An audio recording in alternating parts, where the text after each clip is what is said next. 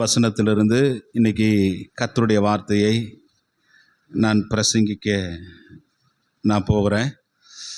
இது ஏற்கனவே போன வாரத்துக்கு முந்தின வாரம் உசியா ராஜாவை குறித்து இந்த 26ஆம் அதிகாரம் 1வது வசனத்திலிருந்து 15வது வசனம் வரைக்கும் அவர் இந்த தேவனுடைய தரிசனங்களில் புத்திமானாய் இருந்த சகரியாவின் நாட்களிலே தேவனை தேட மனது இணங்கி இருந்தபோது அவன் கர்த்தரை தேடின நாட்களிலே அவன் காரியங்களை வாய்க்க பண்ணினார். அப்படிங்கிறத நம்ம நிறைய விஷயங்கள் தியானித்தோம்.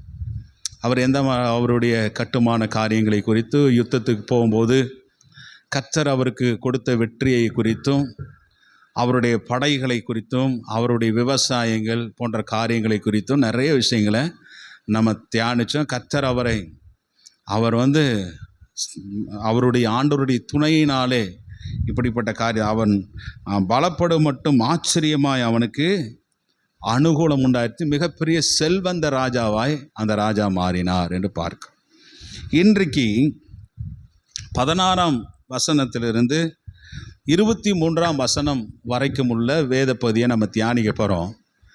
அந்த வேத பகுதியில் என்னென்னா, ஒரே ஒரு வசனத்தை நான் உங்களுக்கு காண்பிச்சுட்டு அதுக்கு பிறகு நானே அந்த செய்தியை சொல்கிறேன். சொல்லும்போது அந்த வசனத்தை நீங்கள் கவனமாய் படிங்க. 16ஆம் வசனத்தை பாருங்கள். அவன் பலப்பட்ட போது தனக்கு கேடு உண்டாகும் மட்டும் அவனுடைய மனம் மேட்டிமையாகி தன் தேவனாகிய கர்த்தருக்கு விரோதமாக மீறுதல் செய்து தூபபீடத்தின் மேல் தூபங்காட்ட கர்த்தருடைய ஆலயத்திற்குள் பிரவேசித்தான். 17வது வசனம். ஆசாரியனாகிய அசரியாவும் அவனோடு கூட கர்த்தரின் ஆசாரியரான பராக்கிரமசாலிகளாகிய 80 பேரும் அவன் பிறகு உட்பிரவேசித்து ராஜாவாகிய உசியாவோடு எதிர்த்து நின்று, உசியாவே, கர்த்தருக்கு தூபங்காட்டுகிறது உமக்கு அடுத்ததல்ல, தூபங்காட்டுகிறது பரிசுத்தமாக்கப்பட்ட ஆரோனின் குமாரராகிய ஆசாரியருக்கு அடுக்கும். பரிசுத்த ஸ்தலத்தை விட்டு வெளியே போம், மீறுதல் செய்தீர், இது தேவனாய கர்த்தராலே உமக்கு மேன்மையாக லபியாது என்றார். அப்பொழுது உசியா கோபம் கொண்டான். அவன் தூப கலசத்தை தன் கையிலே பிடித்து கொண்டு ஆசாரியருடைய கோபமாய் பேசுகிற போது ஆசாரியருக்கு முன்பதாக கர்த்தருடைய ஆலயத்தில் தூபபீடத்தின் முன் நிற்கிற அவனுடைய நெற்றியிலே குஷ்டரோகம் தோன்றிற்று என்று பார்க்கும். உசியா ராஜா நல்ல ராஜா தான். பல விஷயங்களை எல்லாம் அவர் செய்தார். ஏற்கனவே நான் சொல்லியிருக்கேன்ல, போன ப்ரீவியஸ் மெசேஜில் நம்ம பார்த்தா தெரியும். ஆனால் இந்த இடத்துல நம்ம வாசிக்கிறோம், அவனுடைய இருதயம் மேட்டிமையாய், பலப்பட்ட போது அவனுடைய இருதயம் மேட்டிமையாச்சு அப்படின்னு பார்க்கணும். அதாவது உசியா ராஜாவின் இடத்துல காணப்படுற ஒரு பெரிய ஒரு குற்றம் இது மட்டும்தான். மற்ற ராஜாக்களையெல்லாம் நீங்கள் பார்த்தீங்கன்னா, தாவீதுலேருந்தே எடுத்து, சவுல் ராஜாவிலேருந்து எடுத்து பார்த்தீங்கன்னா, அந்த சில ராஜாக்கள் ஒடுக்குகிற ராஜாவாக இருந்தாங்க. அநேகர் இருந்தாங்க, அப்படி தானே? ஜனங்களை ஒடுக்கினவர்களாக இருந்தாங்க. அதே போல் துன்பப்படுத்தின ராஜாக்கள் இருந்தாங்க. குறிப்பாக அநேக ராஜாக்களை நம்ம பார்த்தோம். விக்கிரக ஆராதனை செய்கிற ராஜாவா, விக்கிரகத்தை கொண்டு தேசத்தை தீட்டுப்படுத்தின ராஜாவா இருந்தாங்க. நிறையா விபச்சாரம் செய்த ராஜா. இதில் தாவீது கூட விதிவிலக்கு அல்ல. உரியாவே அதுக்கு சாட்சியாக இருக்கிறார். எவ்வளோ பெரிய பாவம் பண்ணார் அப்படிங்கிறத நமக்கு தெரியும். இப்படி பல ராஜாக்கள் இடத்துல இப்படிப்பட்ட காரியங்கள் இருந்தது. ஆனால் உசியா ராஜாவின் இடத்துல அப்படியெல்லாம் என்ன செய்யலை, இல்லை. எந்த ராஜாவின் இடத்திலும் இல்லாத ஒரு நல்ல குணாதிசயம் உசியா ராஜாவுக்குள்ள இருந்தது. என்னன்னா, வெள்ளாமை பிரியனாகவும் இருந்தான் என்று பார்க்கும். ஹல்லேலூயா. அவன் விபச்சாரம் பண்ணினான் என்றோ, அல்லது விக்கிரகங்களை நாடி தேடி போனான் என்றோ, ஜனங்களை கொடுங்கோல் ஆட்சி செய்தான் என்றோ அப்படியெல்லாம் இல்லை. ஆனால் ஒரு விஷயம் செஞ்சான், தேவனுடைய சமூகத்துக்கு முன்பதாக துணிகரமான வேலையை செய்ய ஆரம்பித்தான். இவன் செய்தது போல மற்ற எந்த ராஜாக்களும் அந்த மாதிரி விஷயத்தை செய்வதற்கு துணியவில்லை. சவுல் ராஜா செஞ்சார். என்னென்னா, பலி செலுத்தினார். அதுவும் பார்த்தீங்கன்னா, தேவாலயத்தில் போய் பலி செலுத்தலை. அவர் யுத்த களத்தில் இருக்கும்போது பலி செலுத்தினா அதற்கே மிகப்பெரிய தண்டனை வந்தது. நீ ராஜாவா இல்லாதபடி கர்த்தர் உன்னை புறக்கணித்தார் என்று சாமுவேல் தீர்க்கதரிசி அவரை குறித்து சொல்லுகிறதை பார்க்கிறோம். நல்லா கவனிங்க. இங்கே ஒரு பெரிய தப்பு என்னன்னா, அதாவது உசியா தம்முடைய தேவனே கர்த்தருக்கு விரோதமாக மீறுதல் செய்தார் என்று பாருங்க. மீறுதல் செய்தார். இன்னைக்கு என்னுடைய பிரசங்கம் அதுதான், உசியா ராஜாவுடைய அத்துமீறல். இதெல்லாம் நம்ம கற்றுக்கொள்ளணும். வாலிப பிள்ளைகள் நம்ம கற்றுக்கொள்ளணும். தேவ சமூகத்தில் இருக்கிற நாம் நம்முடைய இருதயம் மேட்டிமையாகாதபடிக்கு பார்த்து கொள்ளணும். அதனால உசியா ராஜாவுக்கு ஏற்பட்ட விளைவுகளை குறித்தும் இந்த நாளிலே நம்ம தியானிக்க போகிறோம். நல்லா கவனிங்க. ஹல்லேலூயா. அதாவது என்ன அத்துமீறல் அப்படின்னா, ஆசாரிய பணிக்குள் அத்துமீறி நுழைந்ததே அவருடைய பாபமாக இருந்தது. ஆசாரிய பணி ஆசாரியம் செய்யணும், ராஜாவினுடைய வேலை ராஜா செய்யணும். இல்லை, இது ரெண்டும் பார்த்தீங்கன்னா பிரிக்கப்பட்டதாகவே இருந்தது. ஆசாரியரும் அதாவது ராஜாவினுடைய அபிஷேகமும் பிரிக்கப்பட்டது. பழைய ஏற்பாட்டின் காலத்திலே பிரிக்கப்பட்டிருந்தது. அவங்கவுங்க வேலை செய்யணும். இல்லை, ராஜானா ராஜாவோடு கூட இருக்கணும், ஆசாரியனா ஆசாரியனோடு கூடவே இருக்கணும். நம்ம பழைய ஏற்பாட்டின் காலத்தில் பிறக்காததற்காய் கர்த்தருக்கு ஸ்தோத்திரம். ஆமேன்னு சொல்லுங்க. அல்லேலூயா. ஏன் அப்படின்னா, நீ ஒன்று தீர்க்கதரிசியாக இருந்தால் தீர்க்கதரிசியாக தான் இருக்கணும், நீ ஒன்று ராஜாவாக இருந்தால் ராஜாவாக தான் இருக்கணும், இல்லை நீ ஆசாரியனாக இருந்தால் ஆசாரியனாகவே மட்டும்தான் இருக்கணும். ஆனால் புதிய ஏற்பாட்டு காலத்தில் பிறந்ததற்காய் கர்த்தருக்கு ஸ்தோத்திரம். ஏன் அப்படின்னு கேட்டால், இவை இரண்டும் எனக்குள்ளே இயேசு கிறிஸ்துவின் மூலமாய் எனக்கு கிடைக்கிறது. ஆண்டவர் சொன்னார், உங்களை அந்தகாரத்தின் ஆச்சரியமான ஒளியினிடத்திற்கு வரவழைக்கிறவருடைய புண்ணியங்களை அறிந்து கொள்ளும்படிக்கு அறிவிக்கும்படிக்கு நீங்கள் தெரிந்து கொள்ளப்பட்ட சந்ததியாகவும் ராஜரீக ஆசாரிய கூட்டமாகவும், ராயல் பிரீஸ்ட் என்று வாசிக்கிறோம், ராஜரீக ஆசாரிய கூட்டமாகவும் நீங்கள் கர்த்தர் உங்களை தெரிந்திருக்கிறார் என்று பார்க்கிறோம். ஹல்லேலூயா. நம்மளாம் ராயல் பிரீஸ்ட். இந்த ரெண்டு அபிஷேகமும் இயேசு கிறிஸ்துவுக்கு வந்தது. அதுக்கு பிறகு அது யாருக்கு கொடுத்துருக்கிறாரு? நமக்கு. கர்த்தர் அதை ரெண்டும் ஒன்றா நமக்கு, ராஜாக்களும் நாம தான், ஆசாரியர்களும் நம்ம. பாடு போடுறது போல ராஜாக்களும் நாங்களே, ஆசாரியர்களும் நாங்களே என்று பாடுறோம். ஆனால் இது பழைய ஏற்பாட்டில் அப்படி இல்லை. இது செப்பரேட்டாக இருந்தது. ராஜாவினுடைய பணியை ஆசாரியன் செய்ய முடியாது, ஆசாரியனுடைய பணியை யார் செய்ய முடியாது? ஆமாம், செய்ய முடியாது. ஹல்லேலூயா. இங்கே உசியா ராஜா என்ன செய்கிறார்? அனுமதிக்கப்பட்ட எல்லையை மீறி தேவனுடைய பலிபீடத்தில் தூபம் காட்டினதே இதனுடைய மிகப்பெரிய பாவமாக கருதப்படுகிறது. அவனுக்குன்னு ஒரு லிமிட் இருக்கு. எவ்வளோ பெரிய ராஜாவாக இருந்தாலும் எங்கே போகக்கூடாது, அவன் பிரகாரத்தோடு, மற்ற ஜனங்கள் வரை பிரகாரத்தோடு கூட சரி, பரிசுத்த ஸ்தலத்துக்கு போகிறதோ, மகா பரிசுத்த ஸ்தலத்துக்கு போகிறதோ, தூபம் காட்டுறதோ, அந்த பலி செலுத்துகிற அந்த வேலையெல்லாம் யார் வச்சுக்கூடாது? ராஜா வச்சுக்கக்கூடாது. இங்கே பார்த்தீங்கன்னா உசியா ராஜாவின் பாவத்தின் ஆழமான வேர் என்னன்னா, அவனுடைய இருதயம் பெருமை கொண்டது அல்லது இருதயம் மேட்டிமையானது. இதனாலேயே என்ன செய்தான் அப்படின்னா, ஏன்னா அதாவது இந்த மேட்டிமையே பார்த்தீங்கன்னா அவனை அந்த எல்லையை மீறுகிற செயலை செய்ய ஈடுபட்டது. நம்மளை கேட்குறக்கு எவன்டா இருக்கிறான்? ஆசாரியனாவது ஒன்றா நம்ம செய்யலான்னு சொல்லி துணிகரமாய் துணிதான் என்று பார்க்கிறோம். ஒரு விஷயம் தெரியுமா உங்களுக்கு? லூசிஃபர் பரலோகத்திலிருந்து, தேவனுடைய சிங்காசனத்திலிருந்து விழுந்ததற்கு மூல காரணமே உசியா ராஜா செய்தது போல அவனுடைய மனமேட்டிமை தான். மனமேட்டிமை தான்.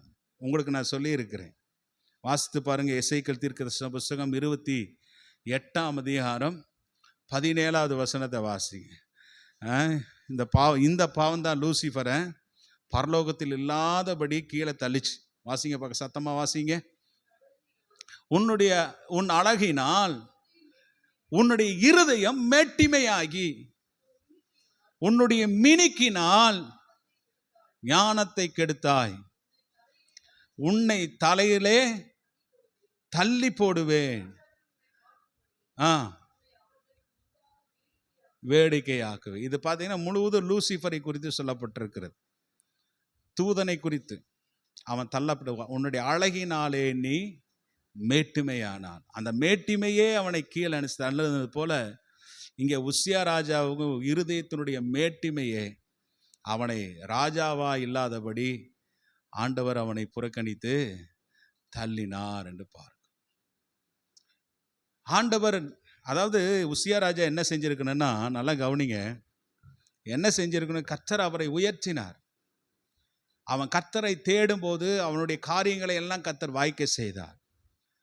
யுத்தங்களை அவருடைய நாட்களில் யுத்தங்களிலே ஜெயத்தை கொடுத்தார். பலவிதமான வேலைகளே செய்தார். தேசம் பார்த்தீங்கன்னா தாவீதின் நாட்களிலே இருந்தது போல செழிப்பாக இருந்தது. சாலமோன் ராஜாவின் நாட்களில் இருந்தது போல அவ்வளோ ஆசீர்வாதமாக இருந்தது. அல்லேலூயா. வெள்ளாமை, அவ்வளவு வெள்ளாமை இருந்தது. ஆறுகளை உண்டாக்கினான், கால்நடைக்கு தேவையான நீர்வளங்களை எல்லாம் உண்டாக்கினான். எல்லாமே கரெக்ட். இதனால கர்த்தர் என்ன செய்தார், ஆசீர்வதித்தார். அவனை உயர்ந்த ஸ்தானத்துக்கு கர்த்தர் கொண்டு போனார். அதிகாரத்தை கர்த்தர் கொடுத்தார், எல்லாமே கொடுத்தார். இதற்காக அவன் வாழ்நாள் எல்லாம் கர்த்தரை மகிமைப்படுத்தி ஆண்டவரை துதித்து கொண்டிருந்தான் என்றால், அல்லேலூயா, இந்த மாதிரி ஒரு பிரச்சனை என்ன செய்திருக்காது, வந்திருக்காது. அவன் பலப்பட்டவர். கர்த்தர் இவன் உயர்த்தப்படுவதற்கு கர்த்தருடைய துணை இவனுக்கு தேவைப்பட்டது. அப்படிதானே? அந்த வசனத்தை வாசிங்க, 15வது வசனத்தை வாசிங்க பார்க்கலாம். 15 கோபுரங்கள் மேலும் அலங்க கோடிகள் மேலும் நின்று அம்புகளையும் பெரிய கற்களையும் பிரயோகிக்கிறதுக்கு நிபுணனான தொழிலாளிகள் கற்பித்த எந்திரங்களை அவன் எருசலேமில் உண்டாக்கினான். அப்படியே அவன் கீர்த்தி வெகு தூரம் பரம்பிட்டு அவன் பலப்படும் மட்டும் ஆச்சரியமாய் அவனுக்கு அனுகூலம் உண்டாயிருந்தது என்று பார்க்கிறோம். 7வது வசனத்தை பாருங்க. பெலிஸ்தியரையும் கூர்பாகிலே குடியிருக்கிற அரபியரையும் மெகுனியரையும் வெல்ல தேவன் அவனுக்கு துணை செய்தார். 8வது வசனத்தை பாருங்க. அம்மோனியர் உசியாவுக்கு காணிக்கைகளை கொடுத்தார்கள். அவனிடத்தில் அவனுடைய கீர்த்தி எகிப்தின் எல்லை மட்டும் எட்டினது. அவன் மிகவும் பலன் கொண்டார். கர்த்தர் அவனுக்கு துணை செய்தார். அவன் பலப்படும் மட்டும் ஆச்சரியமாய் அனுகூலம் உண்டாயிருந்தது பார்க்கலாம். ஆனால் அவனுடைய பலப்பட்ட போது அவனுடைய இருதயம் மேட்டிமையாயிடுச்சு.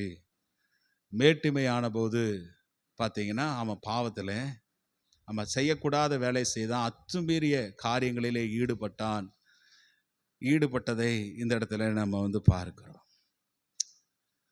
அதாவது இந்த ராஜா எப்படி செஞ்சிருக்கு, இப்படி ஏன் இதை செஞ்சார் அப்படின்னா, இவன் நிறைய புறஜாதி ராஜாக்களை எல்லாம் பார்க்குறாரு. அப்படிதானே? புறஜாதி ராஜாக்களை எல்லாம் அவர் பார்க்குறாரு. பெலிஸ்தியரை பார்க்கலாம், அங்கே அம்மோனியர்களை பார்க்கலாம். அந்த இந்த ராஜாக்கள் எல்லாம் என்ன செய்வாங்க அப்படின்னா, அவங்க ஆசாரியனை வச்சிருக்க மாட்டாங்க. அவங்களே நேரடியாக விக்கிரக சிலைகளுக்கு போய் அவங்க தூபம் காட்டுவாங்க. ஒருவேளை இப்படி அவர் பார்த்துருது. ஒருவேளை கடவுள் இடத்துல நாமும் என்ன செய்யலாம், தூபம் காட்டலாம் என்று சொல்லி அந்த விதிமுறைகளெல்லாம், நியாயப்பிரமான சட்டத்திட்ட விதிமுறைகளெல்லாம் மீறி இவர் என்ன செய்தார், செயல்பட்டார். ஒருவேளை இந்த காரியங்கள் அதாவது நல்லதாக இருந்தால் கூட எதுக்காக செஞ்சிருக்கோன்னு தேவனிடத்தில் இன்னும் அங்கீகாரம் வேணும். ஆண்டவரை நான் கனப்படுத்துவதற்காக ஒருவேளை செய்துவதற்கு இன்னும் கடவுளிடத்தில் நெருங்கி ஜீவிக்கணும், நேரடியாக உறவாடணும் அப்படிங்கிற விஷயத்தை இவர் நல்ல எண்ணத்தோடு கூட செஞ்சிருந்தாலும் நோக்கம் தவறானதே. நோக்கம் சில நேரத்தில் நம்ம இப்படி தான் பெரிய மிஸ்டேக் பண்ணுறோம். தேவனுக்குன்னு நல்லதுன்னு செய்கிற சில சமயத்தில் காரியங்கள்லாம் பார்த்திங்கன்னா நம்முடைய இருதயத்துக்கு சிந்தைக்கு நல்லதாக தோணலாம். ஆனால் நோக்கம் என்பது என்ன செய்யணும், சரியாக இருக்கணும். நோக்கம் நியாயப்பிரமாணத்துக்கு அவங்களுடைய சட்ட திட்டங்களுக்கு மீறின செயலாகவே இருந்தபடினால, அதை மதிக்காதபடினால, ஆசாரியர்களை மதிக்காதபடினால போய் இங்கே அதாவது 80 ஆசாரியர்கள் பராக்கிரமசாலிகளாக இருந்தார்கள் பைபிள் இருக்கு. அப்படிதானே? பராக்கிரமசாலிகளாக இருந்தார்கள். அவங்களையும் மீறி அசரியா பிரதான ஆசாரியனும் மீறி அவன் கற்றுக் கொடுக்குறாங்க. அவனுக்கு விளக்கி சொல்றாங்க, ராஜாவே இப்படிப்பட்ட காரியத்தை செய்யாதபடி நீ செய்யாதபடி பாரு, அது உனக்கு லபியாது, அது உனக்கு சரியா இருக்காது. இந்த காரியம் ஆரோனின் குமாரர்களாகிய ஆசாரியர்களுக்கே இது தகும். நீ பண்ற விஷயம் சரியில்லை, நீ உன்னுடைய ஸ்தானத்திலேயே நின்னும். ஆசாரியனுடைய வேலையை ஆசாரிய செய்யணும், ராஜாவினுடைய வேலையை ராஜாவை செய்யணும். நீ தூபம் காட்டுவதற்கு உள்ள பிரவேசிக்காத, இது அநியாயமான காரியம். ராஜாவே, இது அக்கிரமமான ஒரு செயல். ஆனா இவன் மீறி என்ன செய்தான், அவங்களை எல்லாம் தள்ளி விட்டு நான் அப்படிதான் பண்ணுவேன், அப்படிதான் செய்வேன் என்று துணிகரமாய் அந்த தூப பீடத்தின் மேலே போய் தூபம் காட்டுவதற்கு அந்த ராஜா போனான் என்று பார்க்கிறோம். இந்த வேலை ஆசாரியர் கர்த்தர் ஆசாரியர்களுக்கு தான் கொடுத்தார். ஆரோனின் குமாரர்களாம் இந்த வேலை செய்வாங்க. அதுவும் பிரிக்கப்பட்டுச்சு. எப்போ பிரிக்கப்பட்டதுன்னா, அது ஆக்சுவலி இது சேஷ்டபுத்திர பாகத்தினுடைய ஆசீர்வாதம். ஆசாரியனுக்கும் ஆசாரிய வேலையும் சேஷ்டபுத்திர பாகம் உள்ளவனுக்கு தான். ராஜாவும் யாருக்குரியது தான், சேஷ்டபுத்திர பாகத்துக்குரியவன் தான். ஆனால் இந்த சேஷ்டபுத்திர பாகத்துக்கு பார்த்தீங்கன்னா, அதாவது ரூபன் தகுதி இழந்தபடினாலே அங்கேயே இது ரெண்டு பிரிக்கப்பட்டுச்சு. பிரிக்கப்பட்டு ஆண்டவர் யூத கோத்திரத்தை ராஜா அந்த கோத்திரத்தில் இருந்தா ராஜாக்கள் வர வேண்டும் என்கிற திட்டத்தை கர்த்தர் அப்பவே வகுத்துட்டார். ஆசாரிய அந்த ஊழியங்களை கர்த்தர் லேவி கோத்திரத்துக்கு கொடுத்துட்டார். ரெட்டிப்பான ஆசீர்வாதத்தை யாருக்கு கொடுத்துட்டார்? சேஷ்டபுத்திரன் ஆசீர்வாதத்தை யோசேப்பின் குடும்பத்துக்கு கர்த்தர், எப்ராயிமுக்கும் மனேசியாவுக்கும் கர்த்தர் கொடுத்துட்டார். இது நியாயப்பிரமாண காலத்தின்படி அவங்களுக்குரியது மாத்திரமே.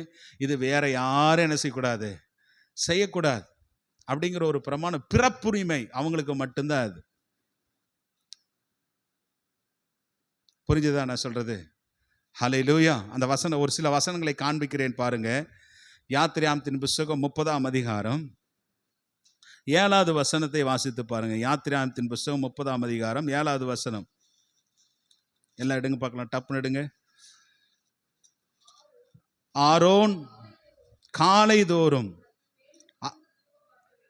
சுகந்த தூபம், காலையில சுகந்த தூபம் காட்ட வேண்டும். மாலையில் விளக்குகளை விளக்கும் போதும் அதன் மேல் தூபம் காட்ட வேண்டும்.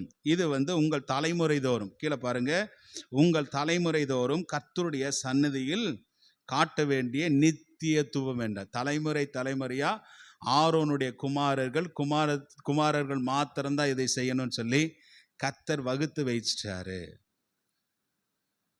ஹல்லேலூயா. இன்னொரு வசனத்தை நீங்கள் வாசிங்க. உபாகமத்தின் புஸ்தகம் 33:10. உபாகமத்தின் புஸ்தகம் 33:10 வாசிங்க பார்க்கலாம். அவர்கள் யாக்கோப்புக்கு நியாயங்களையும், ஆசாரியர்களை குறித்து லேவியர்களை குறித்து சொல்லப்பட்டிருக்கிறது. அவர்கள் யாக்கோப்புக்கு உம்முடைய நியாயங்களையும் இஸ்ரவேலுக்கு உம்முடைய பிரமாணத்தையும் போதித்து உமது சன்னிதானத்திலே தூப வர்க்கத்தையும் உமது பலிபீடத்தின் மேல் சர்வாங்க தகன பலிகளையும் அவங்க இடுவாங்க. இது நித்திய பிரமாணம். அவங்களுக்கு நியாய பிரமாண முறைமையின்படி தேர்ந்தெடுக்கப்பட்ட ஆசாரியர்கள் தான் இந்த தூபங்காட்டுற வேலை, பலி செலுத்துகிற வேலை, இன்னொன்று சேர்த்து ஒரு ஜனங்களை ஆசீர்வதிக்கிற வேலையை அவங்க தான் செய்யணும். அந்த வசனத்தை இது ரொம்ப இம்பார்ட்டண்ட்டான வசனம். 1 நாளாகமத்தின் புஸ்தகம் 23ஆம் அதிகாரம். திருப்பி 1 நாளாகமம் 23. இது ஒரு மிக முக்கியமான வசனம். இதில் நல்ல பெரிய அதிகமான விளக்கங்கள் நமக்கு இருக்கிறது பாருங்க. 23:13 நம்ம எல்லாம் சேர்ந்து வாசிங்க பார்க்கலாம். அம்ராயின் குமாரன் ஆரோன், மோசே என்பவர்கள், ஆரோனும் அவன் குமாரனும் பரிசுத்தத்திற்கு பரிசுத்தமான ஸ்தலத்தை என்றைக்கும் பரிசுத்தமாய் காக்கிறதற்கும், என்றைக்கும் கர்த்தருக்கு முன்பதாக தூபங்காட்டுகிறதற்கும், அவருக்கு ஆராதனை செய்கிறதற்கும், அவர் நாமத்திலே ஆசீர்வாதம் கொடுக்கிறதற்கும் பிரித்து வைக்கப்பட்டிருக்கிறார்கள். என்றைக்கு அவங்க தான் பரிசுத்தமாய் காக்கிறதற்கும், என்றைக்கும் கர்த்தருக்கு முன்பதாக தூபம் காட்டுறதற்கும் அவருக்கு ஆராதனை செய்கிறதற்கும் அவர் நாமத்திலே ஜனங்களை ஆசீர்வதிக்கிறதற்கும் ஆசீர்வாதம் கொடுக்கிறதற்கும் அவங்க பிரித்து வைக்கப்பட்டிருக்கிறாங்க. ஹல்லேலூயா. தாவீது, சாலமோன் ராஜா, யோசபாத் இவங்கெல்லாம் பார்த்தீங்கன்னா, அதாவது ஆசீர்வதிச்சாங்க, பீப்புள் ஆசீர்வதிச்சாங்க. ஆனால் பலி செலுத்தவோ தூபம் காட்டவோ அவங்க செய்யவில்லை. நான் சொல்றது புரிஞ்சுதா உங்களுக்கு? தாவீது ராஜா என்ன செய்தார்? ஜனங்களை ஆசீர்வதிச்சார். அது ஒன்றும் தப்பு கிடையாது. சாலமோனும் ஜனங்களோடு கூட சேர்ந்து ஜெபம் பண்ணாரு, ஜனங்களுக்கு போதிச்சார்.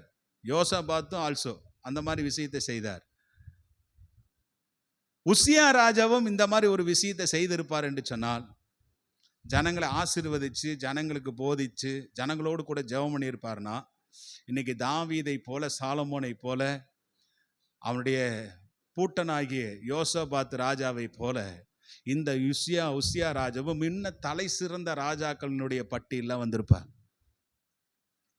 ஹல்லேலூயா. அதனால எந்த ராஜாவும் செய்யாத மிகப்பெரிய துணிகரமான விஷயத்தை, அதாவது இவன் செய்தான். நல்ல காரியமும் எந்த ராஜாவும் செய்யாத விஷயத்தை செய்தான். அதே போல தீமையான காரியத்தையும் தேவனுக்கு விரோதமான காரியத்தை எல்லை மீறி செய்த காரியத்தை இந்த ராஜா என்ன செய்தார் என்று நம்ம பார்க்கிறோம். அதனால நமக்கு குறிக்கப்பட்ட எல்லையில் இருக்கணும், அதை தாண்டி நம்ம வரக்கூடாது. அப்படி எல்லை தாண்டும் போது நம்ம என்ன செய்கிறோம்? பாவம் செய்கிறோம் என்பதை ஒரு நாளும் மறந்து விடக்கூடாது. எல்லாத்துக்கும் ஒரு லிமிட் இருக்கு. உசியா ராஜா அப்படி செய்தார். நல்லா கவனிங்களேன், இங்கே கவனிங்க. இன்னொரு விஷயத்தை நான் உங்களுக்கு சொல்கிறேன் பாருங்க.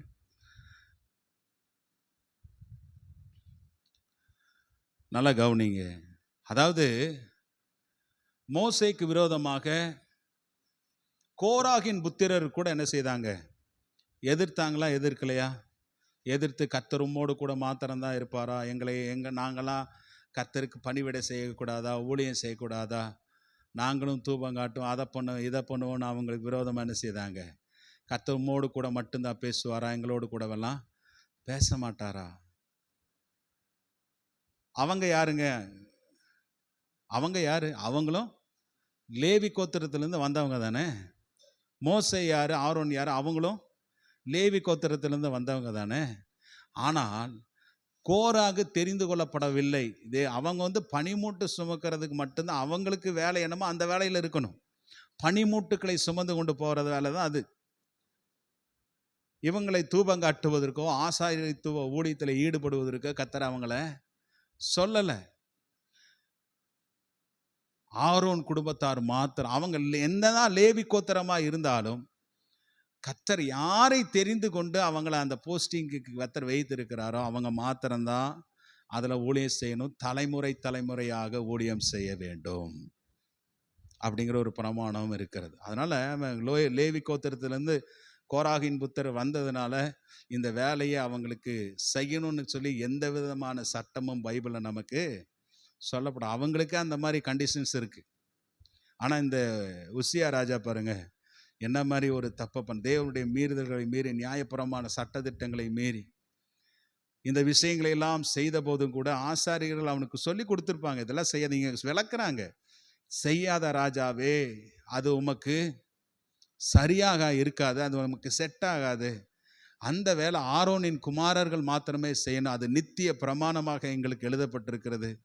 கேட்கவே இல்லை. இப்போ அந்த இடத்துல என்ன நடக்குது அப்படின்னா, உசியா ராஜா அந்த ஆசாரியர்களோடு வாதிட்டு அவர்களுக்கு விரோதமாக எதிர்த்து நின்று 80 ஆசாரியர்கள் தடுத்து கூட, பராக்கிரமசாலிகள் தடுத்து கூட துணிகரமாய் போய் தூபங்காட்ட போகும்போது என்ன நடக்குது? கர்த்தர் அவன் நெற்றியில குஷ்டரோகத்தை உண்டாக்கினார் என்று பார்க்கிறோம். குஷ்டரோகம் வந்துடுது. ஜோசிபஸ் அப்படிங்கிற ஒரு சரித்திர ஆசிரியர் இப்படி சொல்றாரு, என்னன்னா எப்படி குஷ்டரோகம் வந்திருக்கும் அப்படி. அவர் ஜோசிபஸ் அப்படி சரித்திர ஆசிரியர் அவர் யூதர். யூத சரித்திர பின்னணியை அவர் என்ன செய்கிறாரு, ஆதியிலிருந்து எழுதின ஒரு சரித்திர ஒரு மனுஷன். அவர் நிறைய விஷயங்களை சொல்கிறார், நிறைய விஷயங்களையெல்லாம் யூதர்களை குறித்து சொல்கிறாரு. அதில் ஒரு விஷயத்தை இங்கே மென்ஷன் பண்ணுறார். என்னென்னா, நல்லா கவனிங்க, ஒரு காரியம் இங்கே இருக்கிறது. அவனுக்கு எப்படி நெற்றியில குஷ்டரோகம் வந்தது?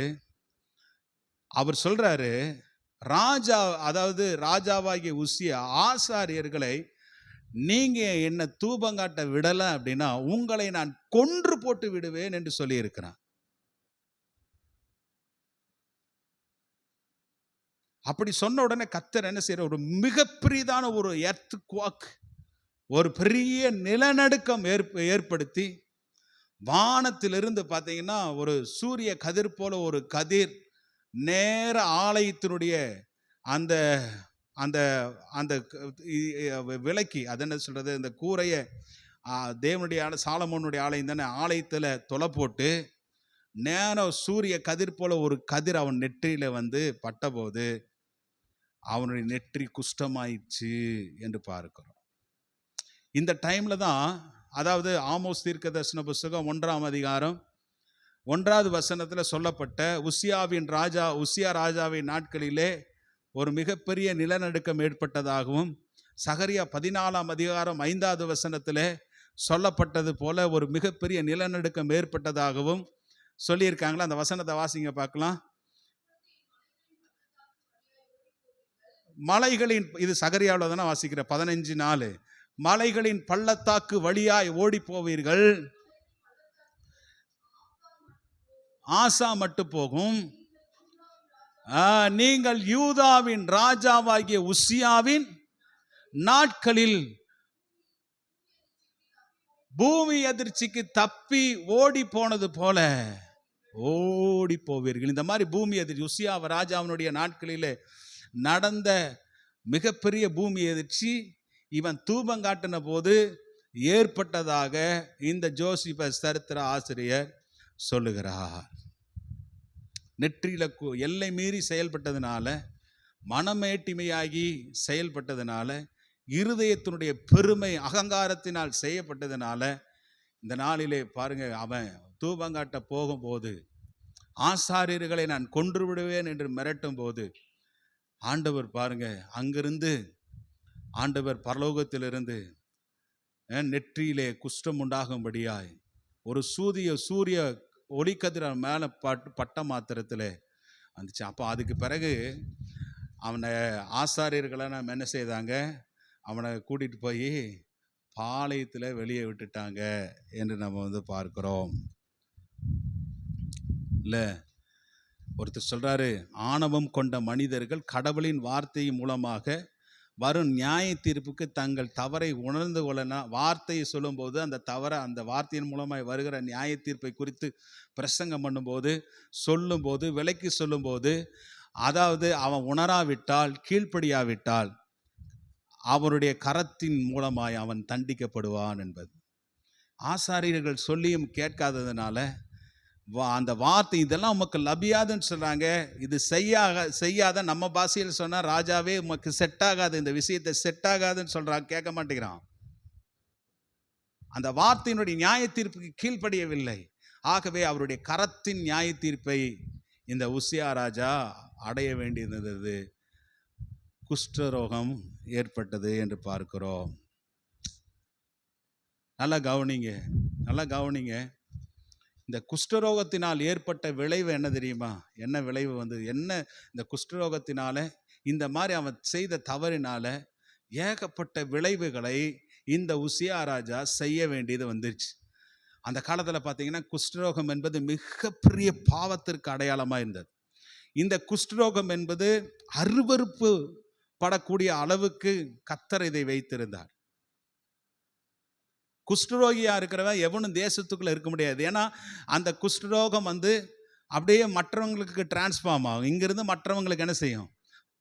படர்ந்து போகும், அது தொற்று. அதனால குஷ்டரோகியா இருக்கிறவன் அவன் எங்கே இருக்கக்கூடாது, தேசத்திலே இருக்கக்கூடாது, வீட்டில் இருக்கக்கூடாது, அவன் பாளையத்துக்கு புறம்பா தான் என்ன செய்யணும், இருக்கணும்னு பார்க்கணும். அந்த மாதிரி ஒரு குஷ்டத்தை நெற்றியில கர்த்தர் இந்த உசியா ராஜாவுக்கு தேவனுடைய வார்த்தைக்கு கீழ்ப்படியாம மீறுதல் செய்தபடியினாலே கர்த்தருடைய கரத்தினாலே அவன் தண்டனை அனுபவிக்க வேண்டி வந்தது. என்ன விஷயம் அப்படின்னா, பைபிள் சொல்லுது, ஆண்டவர் அவனுக்கு மன்னிப்பே கொடுக்கல, வாழ்நாள் எல்லாம் குஷ்டரோகியாய் ஒரு தனித்த ஒரு வீட்டிலே இருந்தான். வாசிங்க, அந்த வசனத்தை வாசித்து பாருங்க. 2 நாளாகமத்தின் புத்தகம். ராஜாவாகிய உசியா தன் மரண நாள் மட்டும் குஷ்டரோகியா இருந்து கர்த்தருடைய ஆலயத்துக்கு புறம்பாக்கப்பட்டு தனித்த வீட்டிலே குஷ்டரோகியாய் வாசம் பண்ணினான். தனித்த வீட்டில் கொண்டு போய் விட்டுட்டாங்க. தனிமைப்படுத்தப்பட்டு சமூகத்திலிருந்தும் தன்னுடைய ஜனங்கள் மத்தியிலிருந்து சமுதாயத்திலிருந்தும் விலக்கிவிடப்பட்டு அவனுடைய அனைத்து பொறுப்புகளிலிருந்தும் எவ்வளோ பொறுப்பை கர்த்தர் கொடுத்துருந்தாருல்ல. ஒரு ராஜாங்கிறது எவ்வளோ பெரிய விஷயம். தேசத்துக்கே ராஜானா அது எவ்வளோ பெரிய அதிகாரம். ராஜாவுக்கு அதிகாரம், வல்லமை எல்லாமே இருந்த அந்த பொறுப்பையெல்லாம் கர்த்தர் பிடுங்கிட்டார்.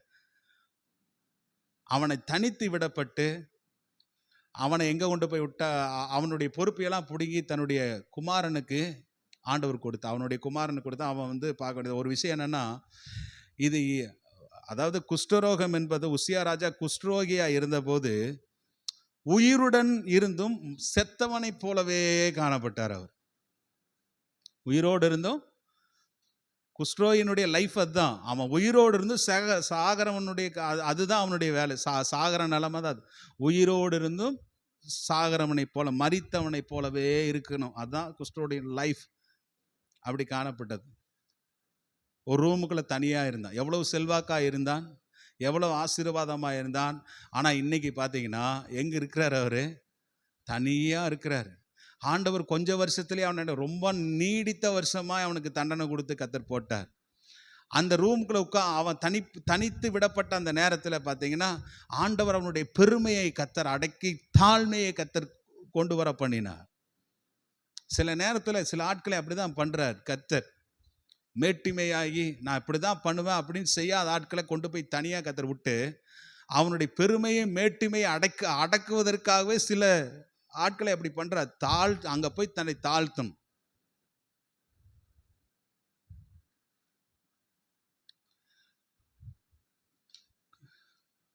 நான் சொல்றது உங்களுக்கு புரிஞ்சுதா? நல்லா கவனிங்க. அடுத்தது இந்த மனுஷன் என்ன செய்தான்? ஆலயத்துக்குள்ள துணிகரமாய் நுழைந்து, இல்ல ஆசாரியருக்கு மட்டுமே ஆலயத்துக்குள்ள போகணும். பிரதான ஆசாரியன் மகா பரிசுத்த ஸ்தலம் வரைக்கும் போய் கிருபாசனத்தின் மேல் ரத்தத்தை தெளிப்பான். நல்லா கவனிங்க. ஆனா இந்த வேலையை, தூபம் காட்டுகிற வேலையை ஆசாரியர்கள் செய்வாங்க. ஆனா ஆசாரியன் கூட சில நேரத்தில் தப்பா பண்ணுனான்னா கர்த்தர் அவனை அங்கேயே என்ன செய்யறாரு? அடிக்கிறார். இது வந்து நமக்கு தெரியும். ஆரோனின் குமாரன் நாதாப் அபியோ அப்படிதான் பண்ணாங்க. தவறான விஷயத்தை அவங்க அந்நிய அக்னியை எடுத்துக்கொண்டு உள்ள போனதுனால கர்த்தர் அவங்களை அடிச்சார். பைபிளை வாசிக்கிறோம். ஆனா ராஜா இது துணிகரமாய் அவன் செய்தபடினால ஆலயத்திலிருந்து புறம்பாக்கப்பட்டு தனித்து விடப்பட்டான். இதே நல்லா கவனிங்க. என்ன ஒரு விஷயத்தை நான் சொல்ல வர்றேன் என்னன்னா, அதாவது சாதாரண ஜனங்கள் வந்து போகிற இடத்திற்கு கூட வர முடியாத நிலையை கர்த்தர் அவனுக்கு கொண்டு வந்தார். சாதாரண ஜனங்கள் பிரகாரம் வரைக்கும் வரலாம். பலி கொண்டு மிருகங்களை எல்லாம் கொண்டு வந்து எங்கே கொடுப்பாங்க? பலிபீடத்தில் கட்டி, பலிபீடத்தில் ஆசாரியர்கள் கொடுத்து அந்த பிரகாரத்தில் அவங்க நின்றுட்டு இருப்பாங்க. எனக்காக, குடும்பத்துக்காக அதை பலி செலுத்துங்க, மிருகங்களை புறாக்களை அப்படி கொண்டு வருவாங்க. ஆனால் அந்த பிரகாரத்துக்கு கூட வர முடியாத நிலைமைக்குள்ள கர்த்தர் இந்த உசியா ராஜாவை கர்த்தர் தள்ளி விட்டார்.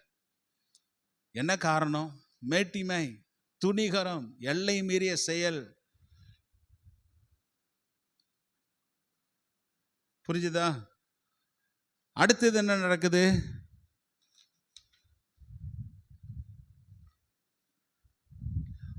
ஆசாரியர்களை அவன் அலட்சியப்படுத்தினான். அப்படிதான் அலட்சியப்படுத்தினான். அவங்க பேச்சுக்கு கீழ்ப்படியில, அவங்களுடைய பணியை இவன் வந்து அபகரிக்க நினைத்தான். இப்படிப்பட்ட காரியத்தை செய்தான். அதனால தண்டனையும் வாங்கின போது ஆசாரியனுக்கு ஒரு பணி, மிகப்பெரிய பணி இருக்குது. என்னன்னா, இந்த குஷ்டரோகத்தையெல்லாம் சோதிப்பது, குஷ்டரோகத்தையெல்லாம் செக் பண்ணுவது யாருடைய வேலை தெரியுமா? ஆசாரியனுடைய. கர்த்தர் அவனுடைய எந்த ஆசாரியனை அலட்சியப்படுத்தினானோ அந்த ஆசாரியர்களின் பரிசோதனைக்கும் தீர்ப்புக்கு உட்படும் ஒரு நோயை இந்த குஷ்டரோகத்தை கர்த்தர் அவன் மேல கொடுத்துட்டார் என்று பார்க்கிறோம். வாசித்து பாருங்க, ஒரு வசனத்தை வாசிங்க. உபாகமத்தின் புஸ்தகம் 24 அதிகாரம் 8வது வசனம். 24 அதிகாரம் 8வது உபாகமம் 24:8.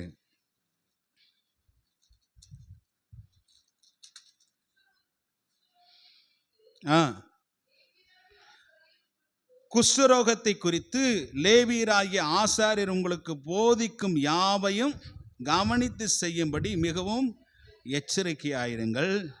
நான் அவர்களுக்கு கட்டளை இட்டபடியே செய்ய கவனமாய்.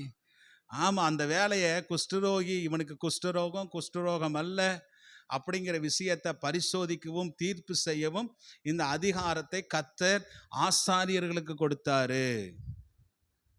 அதனால இவன் கீழ்ப்படியாம செய்தபடினா ஆசாரியர்களுக்கு கீழ்ப்படுகிற ஒரு உணர்வை, சூழ்நிலையை யாருக்கு உண்டாக்கிட்டா? உசியா ராஜாவுக்கு உண்டாக்கினார். நீ என்ன செய்தையோ அது உனக்கு அப்படியே ஆப்போசிட்டா வரும். நல்லா ஞாபகத்தை வச்சுக்கணும்.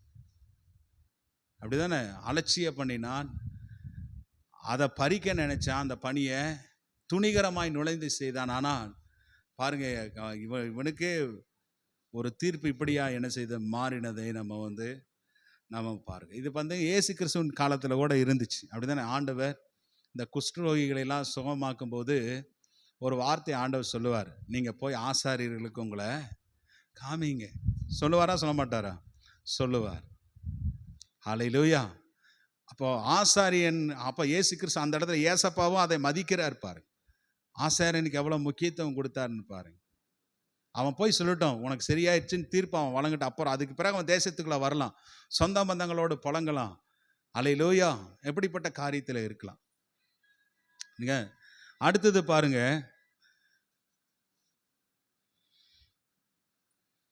அதாவது இதே போல பிரச்சனை மிரியாமும் செய்தாள். ஆரோனுடைய குமாரத்தி, மோசேனுடைய குமாரத்தி சகோதரி.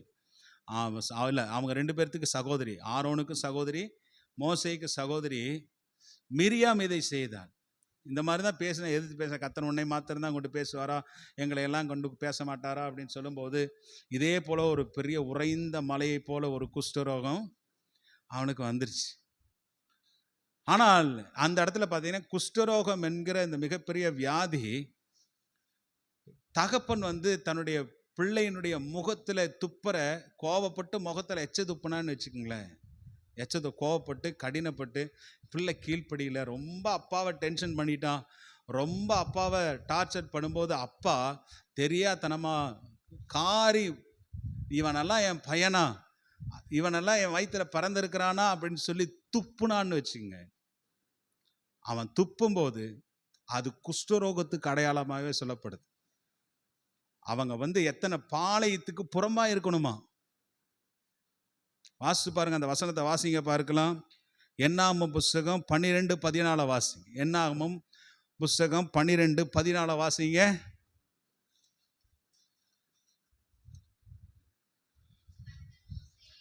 கர்த்தர் மோசேயை நோக்கி, அவன் தகப்பன் அவன் முகத்திலே காரி துப்பினது உண்டானால்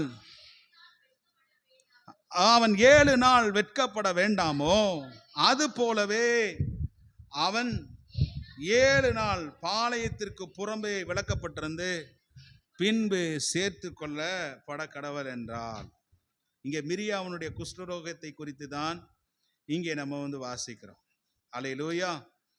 பாருங்க, மோசே சொல்றாரு 13வது வசனம். அப்பொழுது மோசே கர்த்தரை நோக்கி, என் தேவனே, அவளை நீ குணமாக்கும் என்று கெஞ்சினான்.